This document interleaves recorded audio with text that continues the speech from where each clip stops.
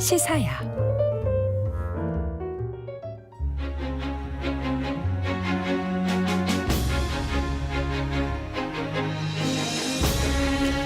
어, 19세기라고 하면 지금으로부터 어느 정도 과거인지 사실 잘 가늠이 되질 않죠. 그래서 그 시대의 이미지를 그려내는 일은 더더욱 어려운데요.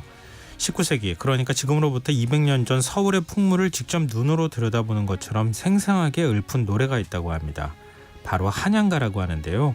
지금 국립한글박물관에서는 이 한양가를 주제로 한 특별전이 열리고 있다고 합니다. 어떤 이야기가 펼쳐질지 궁금해지는데요. 흔적 역사 시간에서 자세히 얘기 나눠보겠습니다. 이기환 히스토리텔러 나와 계십니다. 안녕하세요. 안녕하세요. 19세기 하면은 1800년대쯤 되면 그때 사진이 나왔을 때인가요? 사진이 발명된 걸 이렇게 보니까 대략 한 1839년 정도라고 그러면 알려져 있고 19세기면은 예, 사진기가 네. 있었을 때였네요. 이제 조선에 들어온 게 1880년 무렵이니까요. 예. 사실은 그게 되게 어사무사하잖아요. 그 이전에 보면 그 어떻게 우리가 이 이미지를 그리나 그거는 이제 단원 김홍도라든가 해원 신윤복 같은 예. 그런 풍속도를 보면 아 그렇구나라고 어떻게 보면 이제 저작거리 풍물을 짐작하는 정도였죠. 근데 우리가 그림으로만 뭐 그 당시 네. 풍속을 이해하는 건 아니잖아요. 그렇습니다. 글도 있잖아요. 그렇습니다. 1795년에 그 아주 대표적인 글이 있어요. 정주의 명으로 해서 그 서울의 풍물을 그린 성시전도라는 그런 그 이 풍물 그림이 있습니다. 예. 뭐 지도 같기도 하고 그런 그림인데요. 예. 성시가 이제 서울을 뭐 되게 그 풍물이라고 얘기하는 건데 이때 그 정조가 규장과 관리들한테 이 성시전도를 보고 한양 풍물을 시로 지어서 제출하라라는 그 명을 내리는데요. 그러면서 제출한 신하들의 글을 점수를 매겨가면서 평가를 합니다. 그때 2등의 성적을 받은 그 초정 박제가의 시가 가장 생동감이 넘치죠. 어떻게 아니 저는 임금님이 그렇게 하라 그러면 아유 그림 네. 보면서 무슨 글을 시를 쓰라고 해 이렇게 쓰라는데 써야죠.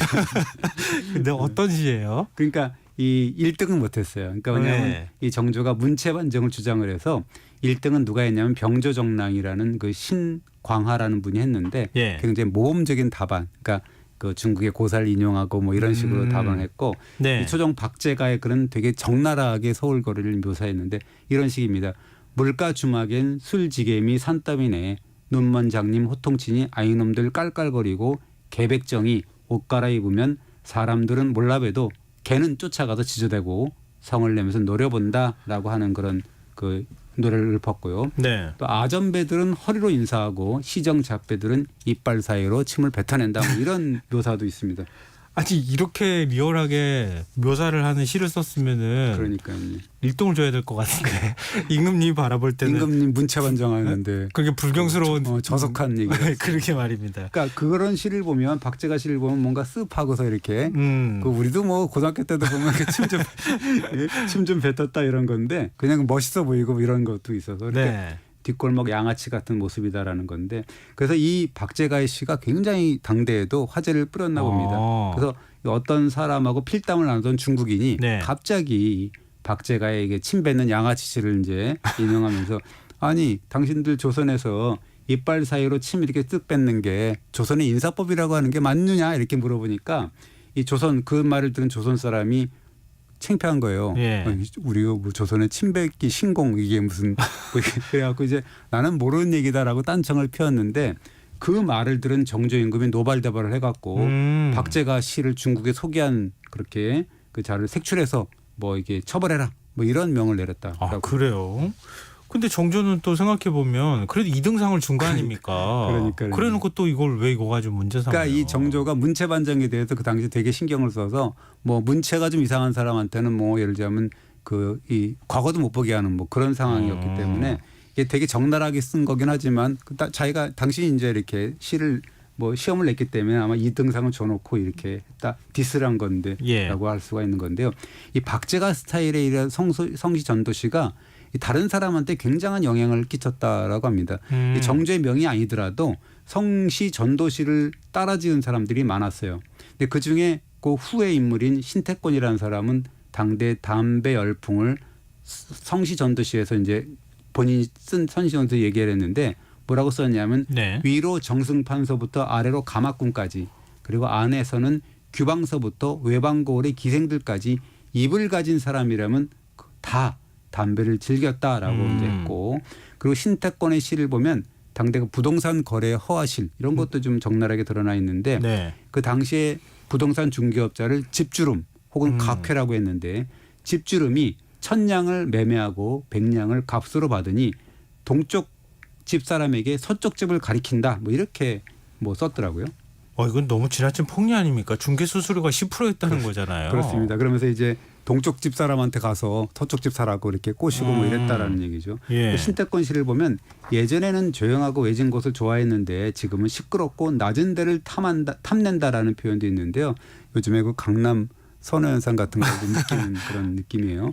근데 이렇게 보면 서민들은 외진 골목에서 할 일 없이 팔짱을 끼고 살자니까 생기가 어려워서 빈민촌에 둥지를 틀고 시장 가까이 산다라고 이제 읊었거든요. 그러니까 네. 어떻게 보면 풍자를 했다라고 그러네요. 볼 수가 있는 거고요. 김희순이라는 사람의 성시전도시를 보면 되게 또 웃기게 썼습니다. 혁객을 추종하는 풍모가 아직까지 남아 있어서 문득 의기투합하는 자를 만나면 술집과 찻집에서 손바닥을 부딪힌다라고 하면서 취한 뒤에는 고담준론을 외치고 한평생 호화롭다라고 하면서 언제나 자신한다 이렇게 또 읊었습니다. 이 약간 뭐라고 해야 되죠? 이 뭐 하이파이브 나누면서 허세 하이파이브. 부리고 그러니까 술에 취하면 큰 소리 뻥뻥 치고 뻥뻥 치는 거죠. 그러니까 네. 인천 앞바다에 뭐 베드로 뭐저 이런 사이다가 식으로 뭐 사이다가 그런 식으로 허세를 부린 거다라고 네. 할 수가 있는 건데 이런 그 이 성시전도시 여기는 조금 한계가 있는 게 뭐냐면 서울의 뒷골목 풍경을 생생하게 표현했다라는 건 맞는데 작자가 거기가 다 사대부 출신이지 않습니까? 관리고 네. 그리고 이 성시전도시는 기본적으로 한문시거든요. 그러니까 좀 대중화에는 좀 어려웠다라는 거고 이 그게 아니라 사대부가 아니고 서울의 뒷골목을 직접 누벼본 사람이 네. 쓴 그 중인 계급이 썼다라고 하는데 200년 전에 서울 풍물지 이것이 바로 그 한양가인데 순 한글로 된 가사집입니다. 예. 1844년에 한상 거사라는 중인 계층의 인물로 추정되는 사람이 쓴 겁니다. 아니 근데 가사집이라고 하면 이게 이렇게 책처럼 그 뭐 묶을 정도로 이렇게 길었다는 겁니까? 깁니다. 그래서 뭐 예를 들자면 천지개벽하여 1월이 생겼더라라고 이제 시작을 하는데요. 예. 그런 가사가 뭐 구구라는 게 뭐 이 전문가들에 따르면은 그 뭐 설이 많은데 1600여 구 정도 된다라는 어우, 장편이거든요. 네. 그래서 이 한양가가 서울이라는 공간에서 펼쳐지는 각종 의례, 그다음에 행사, 놀이, 공연을 이렇게 풀이해주고 있는데요. 처음에 어떻게 시작을 하냐면 네. 서울은 하늘이 내린 왕도이자 해동의 으뜸이다라고 소개를 하고 외관도 화려하고 문물도 가득하다라고 했습니다. 굉장히 낙관적인 내용이네요. 그렇죠. 이게 노래이기 때문에 네. 너무도 슬프게 이렇게 부르지는 않았다는 건데 내용도 좀 그랬던 것 같아요. 그래서 이 종로의 시전 모습이 굉장히 생생하게 그려져 있는데 이렇게 했었습니다. 점포에 당무라라 그래서 중국의 수입 물품인데 그 진열해 놓았고 몽골산 무명, 고약, 중앙아시아산 삼배, 그다음에 생강을 설탕물에 졸인 과자, 사탕, 오색 사탕, 연한당, 쌀가루 사탕 뭐 이런 식으로 해서 직물은 물론이거니와 약과 그다음에 이 군것질거리 이런 식으로 중국 수입 자파들 이름 이런 것들은 오로지 이 한양가에만 소개가 돼 있다라는 거고 이 여리꾼이라고 그래서 이 가게에 있는 사람들을 이제 끌어다 들여서 물건 사게 하고 그 주인한테도 이렇게 수고료를 받는 사람 이런 여리꾼도 소개가 돼 있습니다. 아니 근데 지금 뭐 몽골산, 중앙아시아산, 뭐 중국산 뭐 이런 게 다 있는 거 보니까 서울이 당시에도 한성이 네. 거의 국제도시 같은 느낌이 있어요. 아무래도 뭐 베이징하고 이렇게 연결을 돼가지고 이 뭐 교육이 왔다 갔다 하고 뭐 잘 돼 있다라는. 그러니까 우리는 조선시대에 막 갇혀서 한 것 같은 느낌이 있잖아요. 특히 역사만 19세기니까. 예, 근데 실제로는 그렇지 않았다는 네, 얘기처럼 그랬다는 느껴져서 또 이 부분도 시장까지 그랬다라는 거예요. 예, 흥미롭고 또 지금 마지막에 말씀하신 것처럼 여리꾼이라고 하는 거 이 속칭 과거엔 삐끼라고 불렸던 요즘도 삐끼라고 그러지 않나요? 그런가요? 그 요즘 표현 자체는 삐끼라는 표현이 좀 가까울 것 같아요. 이렇게 뭐 불러가지고 이제 뭐 끌어다주고 손님 끌어다주고. 그렇죠. 바람잡이 같이. 네, 그렇습니다. 예. 뭐 그런 게 있었고 그다음에 한양가를 보면 그 헌종이 증조 할아버지인 정조의 건능, 그러니까 능이죠. 그리고 고조 할아버지인 사도세자의 헌융원 있는 화성에 행차하는 그런 능행 모습을 굉장히 자세하게 소개를 했고 네. 갔다 와서는 특별 과거를 치르는 장면 이런 것을 되게 생생하게 이렇게 얘기를 하는데요. 네. 그 장면에서 보면은 과거 부정행위 있잖아요. 과거 시험에서. 예, 예전에 한번 말씀해 주신 적 있지 않으세요? 말씀드렸죠. 적나라하게 나와 있습니다. 이게 뭐 과거 시험 보는데 크다만한 양상 같은 걸 이렇게 가려놓고 시험 일산이라고. 보더라고요. 몇 명이서 같이 시험 맞습니다. 보더라고요. 그래서 한양가를 보면 이렇게 나와요. 밤중에 이제 궁궐문을 여니 각색의 등불이 들어왔다. 마치 새벽벌 흐르듯이 기세가 백전일세 쏜살같이 빠르게 달려온다라고 했는데요. 네. 이게 뭐냐면 시험장이 창경궁 충당대인데 예. 거기 그 창경궁 문 밖에서 밤새도록 기다리고 있어요. 응시자의 응시자들이. 하인들이. 아, 하인들이. 그러면서 새벽에 궁궐문을 열자마자 요즘으로 치면 뭐 우산대 막 말뚝 꼬챙이들을 마구 휘두르면서 와 하면서 이제 오픈런 하는 거예요. 다른 사람 못 오픈런 오게 하듯이 막 이렇게 막 치면서 하면서 먼저 가려고 그러면서 이제 아니 자리를 무슨 좋은 과거 자리를 시험 잡았다. 보는데 좋은 자리가 뭐가 그렇게 중요합니까? 수험 번호가 없잖아요. 예, 그렇죠. 그러니까 이제 지정 좌석도 없는 거죠. 네. 그럼 무조건 먼저 들어가서 그 현재판이라 해서 시험 문제를 거는 그런 게시판 예. 그 앞에 잘 보이는 문제가 잘 보이는 그런 곳에 자리를 잡아야 된다라는 거죠. 판뷰라고 했어요. 현재판이니까라고 네. 하는 예. 건데 왜 이게 중요하냐? 답안지를 빨리 쓰는 게 중요합니다. 왜냐하면 한 번 시험 볼 때 그 당시만 해도 수천 명 아니면 수만 명이 막 시험을 봤거든요. 답안지가 그 정도로 되니까 그런 답안지를 언제 다 채점을 합니까? 그래서 예.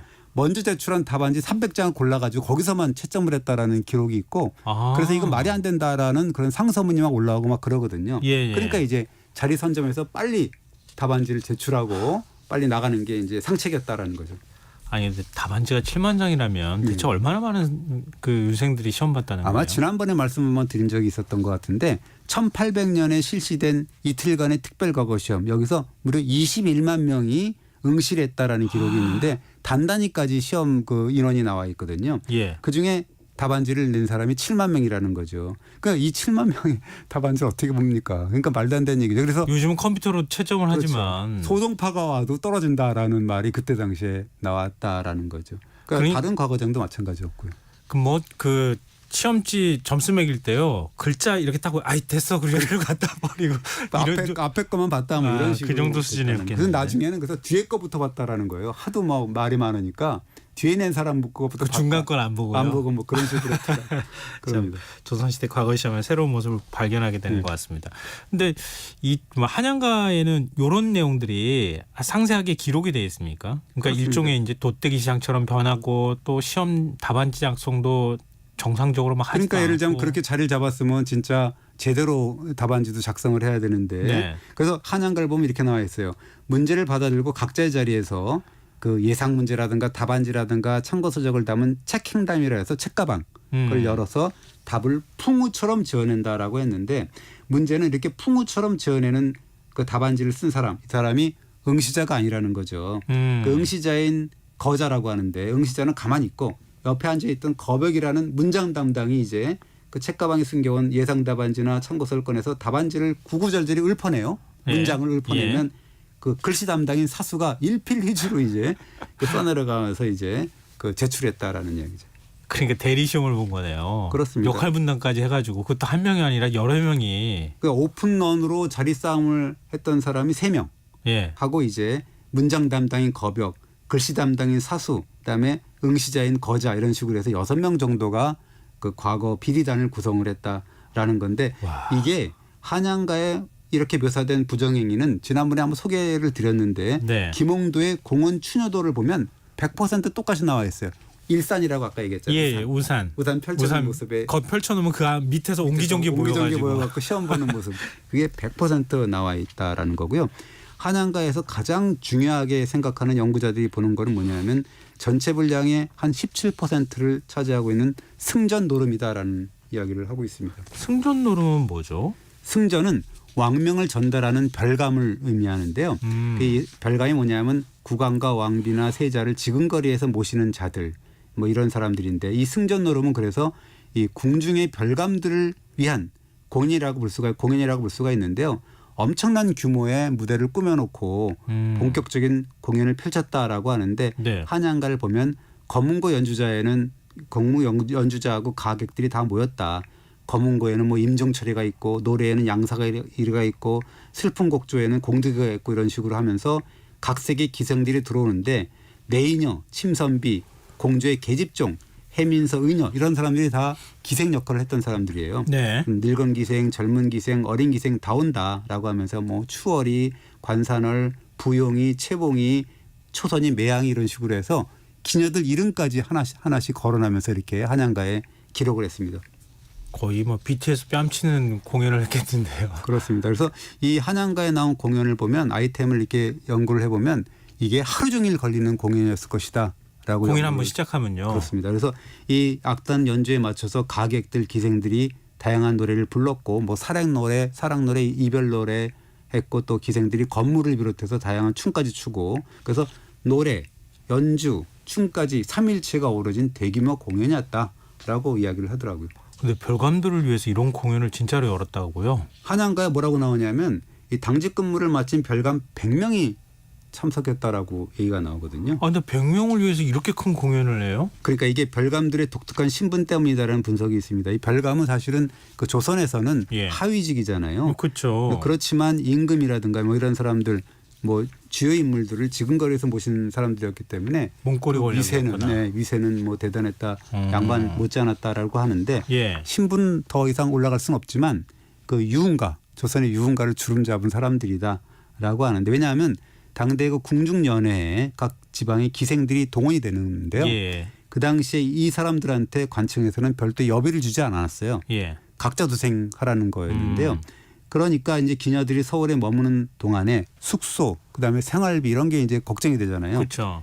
이럴 때 기녀들의 의식주를 주선하면서 기방 영업도 시킨 사람, 공연도 시킨 사람, 이 사람이 바로 이제 기부라는 사람들입니다. 기부요? 네. 기부 어떤 기둥서방 같은 느낌 이런 걸 네. 이제 했는데 조정에서는 아예 그래서 기부가 될 수 있는 직업군을 정해놓았는데요. 예. 그런 직업군 중에서 가장 힘께나 쓰는 사람들이 별감이었어요. 별감을 니네들이 기부를 해라라고 조정에서 이제 지정을 해준 그런 사람들인데. 아, 근데 왕의 문고리 권력이 지금 내려가가지고 네. 기생들 그 기둥서방을 해주는 거예요? 기둥서방이라고 좀 말은 좀 그렇긴 한데 어쨌든 그래서 이제 왜냐하면 그리고 또 왕과 왕비, 세제, 호위를 맡은 무예별감 같은 사람들 이 사람들은 또 힘도 있잖아요. 네네. 그러니까 이제 유흥가의 황제로 군림할 수가 있었다라고 하는 거죠. 아, 그러니까 힘이 셌다는 얘기네요. 그렇습니다. 그래서 이 별감의 위상이 얼마나 대단했는지 한양가의 구절을 보면 나와 있어요. 뭐라고 나와 있냐면 공연장에 들어서는 기생들의 모습을 표현하면서 이렇게 노래합니다. 각색 기생 들어온다. 예사로운 노름에도 치장이 놀라운데 하물며 승전 노름, 별감의 노름인데 기생이 평범하게 치장하고 들어오겠느냐라는 표현이 있습니다. 그 시대에 뭐 제일 화려한 옷 입고 나왔다는 거예요? 그렇습니다. 기생들이 원래 화려한 사람들인데 예. 그 별감이 공연이니까 얼마나 더 이 화려하게 자기도 차려입겠느냐. 보호해주는 사람이기도 하니까. 그렇게 하는 거죠. 그래서 한양가를 보면 뭐 얼음 같은 누런 전모, 햇빛 가리개라는 건데 그다음에 자줏빛 고급 비단, 뭐 허튼 머리 반달 같은 쌍얼레빗으로 샬샬 고이 빗겨 조각달 좋게 뭐 따고 뭐 이런 식으로 온갖 수식어를 이제 다 해가지고 네. 공연장에 입장하는 기녀들의 행색을 다 소개한 다음에 그 모습을 한마디로 정리를 하는데 뭐라고 하냐면 네. 온갖 몸단장을 한 기녀들이 100만 교태 다 피우고 모양 좋게 들어온다라고 한마디로 이렇게 정리를 했습니다. 100만 교태라고 하는 표현이 재밌네요. 그렇습니다. 네. 근데 사실은 이런 멋쟁이 기녀들을 관리하는 별감들 역시도 당대 최고의 패션 리더였다라는 건데요. 한양가를 보면 이런 구절이 있습니다. 별감들 거동보소 별감 100명이 맵시도 있거니와 치장도 놀랍다라고 했는데 네. 생각해 보면 왕을 모시는 사람들이잖아요. 그렇죠. 왕비 모시고 그러니까 대부분이 아마 헌원장부였을 것이다. 몸집도 좋고 키도 크고 잘생겼을 것이다라는 추측이 가능하잖아요. 힘도 좋고. 예. 그랬을 거니까 게다가 이 별감의 시그니처가 뭐냐면 멀리서도 돋보이는 붉은 옷. 홍이를 아무나 못 입잖아요. 그게 보니까 그렇게 이제 유니폼이 그렇게 돼 있더라고요. 오. 그래서 이 다홍색 뭐 비단으로 만들었다 그러는데요. 예. 그게 신윤복의 푸속도인데 유각지행웅이나 주사겁에 야금 모행 그다음에 유숙의 대캐도 이런 데를 보면 예. 아주 한눈에 봐도 도드라지는 그런 빨간 패션의 그 별감이 모습이 이렇게 보입니다. 그 사람들이 바로 붉은 패션의 그런 별감들이죠. 아, 조선의 풍속도에 빨간 옷 입고 등장하면 그 별감이구나 이렇게 생각해도 과연 틀린 건 아니겠네요. 그러니까 이렇게 한 100명 정도가 빨간 옷 입고 쫙 등장하면 생각해 보세요. 100명이 장관이겠네요. 그 공연장에 딱 모여가지고 빨간 그런 옷들이 이렇게 모였다고 그것도 생각해 보면 비단 옷을 쫙 입고 그러니까. 나오는데. 그렇습니다. 그래서 한양가를 보면 이 멋쟁이 패션 리더 별감의 옷차림새를 한참 설명을 합니다. 그래서 전문 용어가 많기 때문에 이 자리에서 말씀드리긴 어렵고 네. 이게 신윤복 풍속대에 그려진 별감 패션을 보면 얼마나 화려한지 우리가 알 수가 있습니다. 네. 예, 뭐 남들의 눈에 띄는 그 붉은 옷을 입고 그 안에 굉장히 다양한 그런 층층이 옷을 입습니다. 그것을 레이어드 룩이라고 전문가들이 얘기를 겹쳐서 하는데 입는 거예요. 겹쳐서 입는 것. 예. 여러 단을 연결하는 층층이 패션 그런 걸 하는데 몸 전체에 또 엄청난 또 장신구들 이게 달고 있거든요. 예. 그걸 이제 한번 보시면은 나와 있습니다. 야, 아니 근데 지금 한양가가 19세기 중반에 쓰여진 거라면서요. 근데 그 시대가 그렇게 뭐랄까 조선 시대가 전성기고 화려하고 뭐가 물산도 그렇죠. 많고 이런 시대는 아니잖아요. 1844년이면 19세기 중반이고 우리가 배웠잖아요. 삼정의 문란, 그다음에 예를 들자면 세도 정치의 심화 예. 이런 것 때문에 특정 세력에 의해서 농단되는 시기고 그다음에 사람들의 삶도 팍팍했다라는 건데 그런데 다른 생각이 좀 들죠. 아무리 힘들고 어려워도 혼란하더라도 백성들이 그 웃음은 잃지 않았다. 삶은 또 있잖아요. 예. 그것은 일상의 삶이다라는 생각을 해보면 그쪽은 또 이렇게 못 먹고 살았어도 한쪽에서는 또 이렇게 일상적인 삶을 살았다라는 그런 느낌이 있는 거기 때문에 이런 역사라는 것은 일면만 보면 안 된다라는 것을 이제 한양가가 증거해 주는 거죠. 지금 박물관에서 이제 특별전이 열리고 있으니까 예. 타임머신 타는 기분으로 한번 다녀오시기 바랍니다. 아 그러면은 박물관 가면 한양가도 쫙 이렇게 해놓고 풀어놨고 예. 그다음에 신윤복 그림이나 풍속화도 쭉 같이 나오고. 예. 아 그럼 지금 말씀하신 거를 지금 가면 바로 확인하실 수 있을 것 같습니다. 한번 가보시면 어떨까 싶네요. 자 흔적의 역사 지금까지 이기환 히스토리텔러였습니다. 고맙습니다. 감사합니다. 김성환의 시사회 오늘 순서 여기서 마칩니다. 모바일 치킨 쿠폰 당첨자는 홈페이지 공지사항에서 확인하실 수 있습니다. 지금까지 시사평론가 김성환이었습니다. 고맙습니다.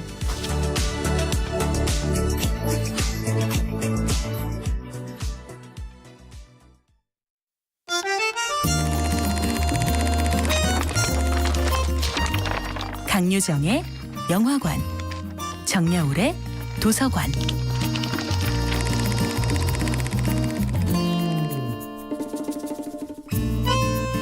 안녕하세요. 여러분과 아름답고 풍요로운 책 이야기를 나누고 있는 작가 정여울입니다.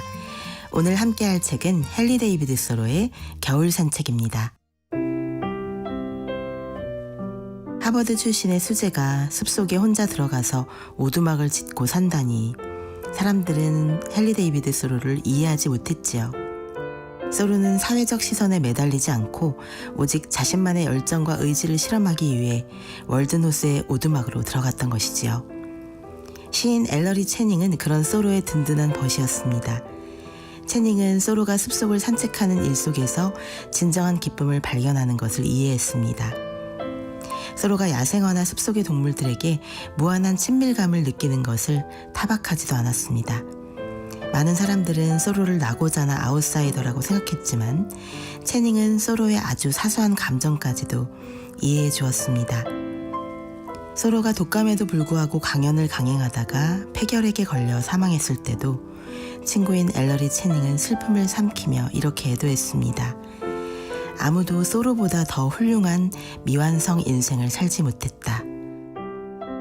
평론가였던 마가렛 플러는 소로의 독특한 생활 방식을 있는 그대로 인정해 주었습니다. 소로는 매우 회귀한 인물이다. 아무것도 숨기지 않는 눈망울과 강건한 육체를 지녔고 놀라운 손재주까지 겸비한 그는 고결한 정신의 소유자다. 아직 그는 따뜻한 봄바람이 찾아오지 않은 다소 헐벗은 언덕과도 같다. 하지만 그가 새하얀 눈 속에서 평화를 누리도록 내버려 두자.